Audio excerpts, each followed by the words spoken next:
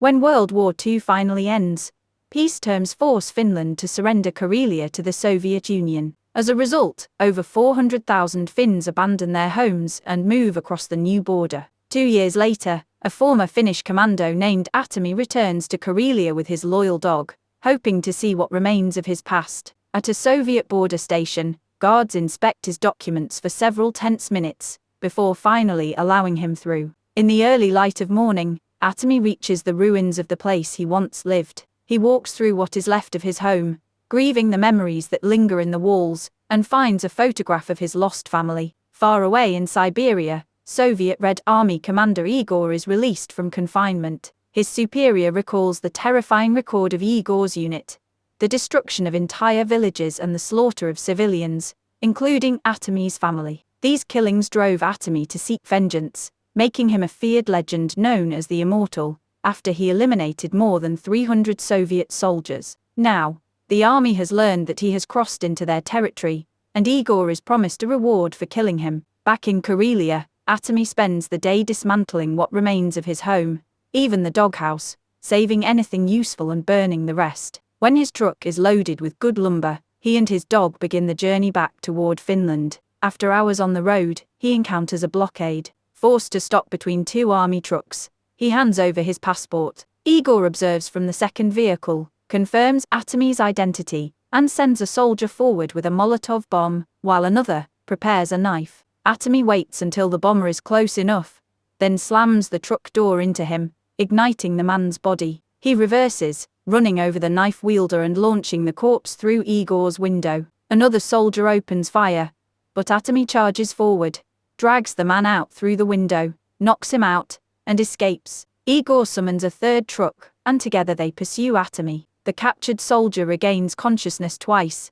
and Atomi forces him to reload the weapon before disarming him. Atomi later releases him near the ruins of an old building, but he is shot by the arriving reinforcements. Atomi seizes the moment to eliminate the attackers and disable Igor's vehicle. Seeing no threat, he spares Igor's life and drives away. More soldiers on motorcycles soon join the chase. They surround Atomi and open fire. A biker leaps onto the truck, crawling forward to shoot, but Atomi slams the brakes and throws him off. The remaining riders close in, and Igor runs over the fallen man. Atomi rams an abandoned car into a biker, triggering a deadly explosion. Another soldier attacks from the truck window, nearly throwing Atomi out, but the commando disarms yet another rider, plants an explosive on his bike, and destroys him. Taking control again, Atomi wraps a chain around the final attacker's neck, pulls him from the truck, and activates the mechanism to drag him across the hood until the chain tears him apart. With the bikers gone,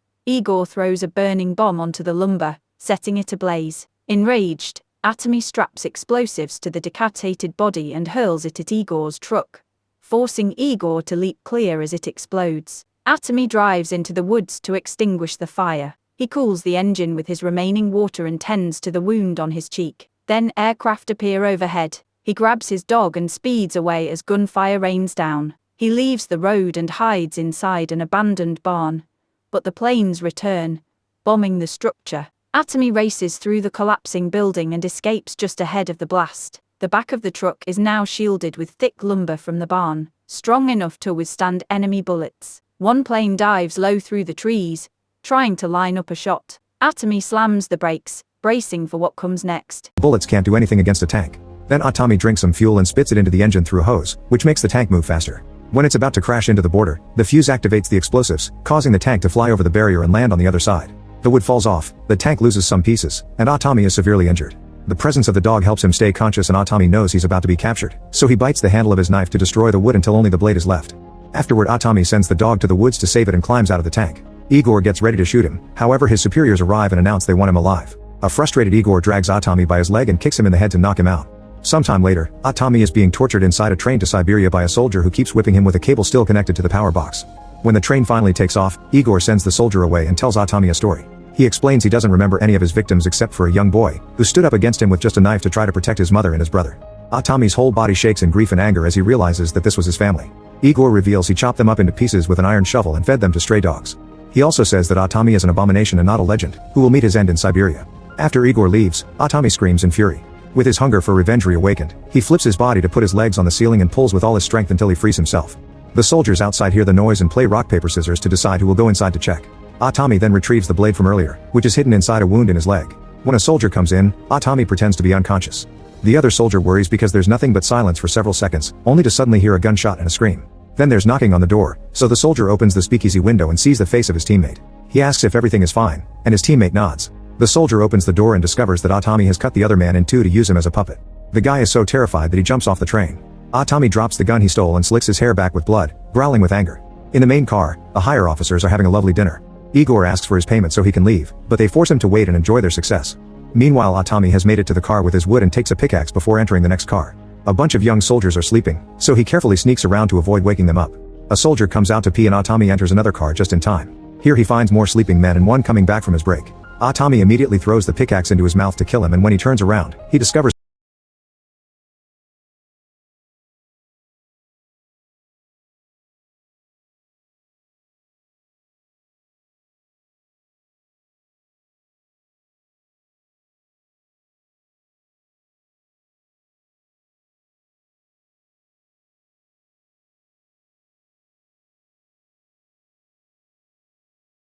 He immediately lifts his bed to keep him muffled and stabs him multiple times until he's dead. Suddenly the train shakes and a sleeping soldier drops a bottle, which shatters loudly on the floor. Nobody wakes up, but now Atami has to step on the shards, while bottling up the pain and trying not to cry out. The dripping blood from the bed wakes up the soldier underneath, so Atami lies down on the floor and rolls under another bed. The pain of the glass shards is unbearable, but he manages to stay silent, even when his hand accidentally activates a mousetrap hidden in the shadows. At that moment the bed with the dead soldier breaks and the body falls on top of the other guy.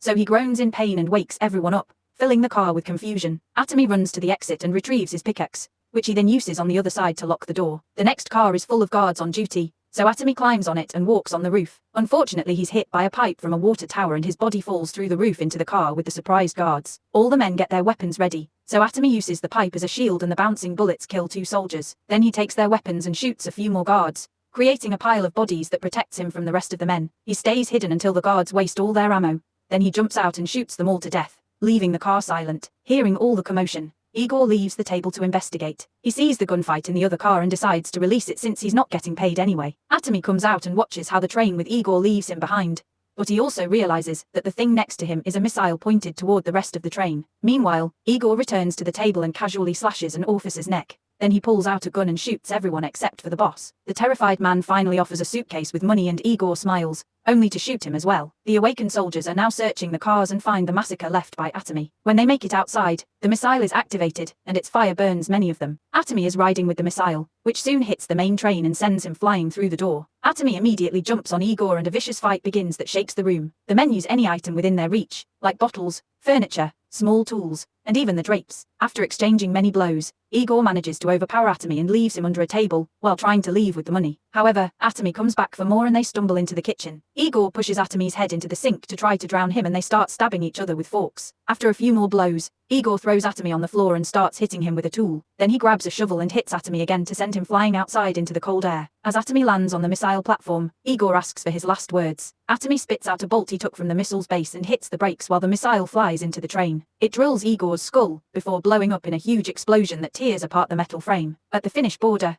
2 soldiers hear strange noises. Suddenly Atami arrives on a cart full of his wood. He shows them his burnt passport and he's allowed to pass. Sometime later, Atami is building a house in the woods when his dog suddenly starts to bark. A group of strangers approaches and Atami gets ready to fight, but they're actually here to help. Atami can only cry as he accepts their kindness, finally finding peace. Make sure to subscribe and turn on notifications, so you can watch more videos like this. Thanks for watching.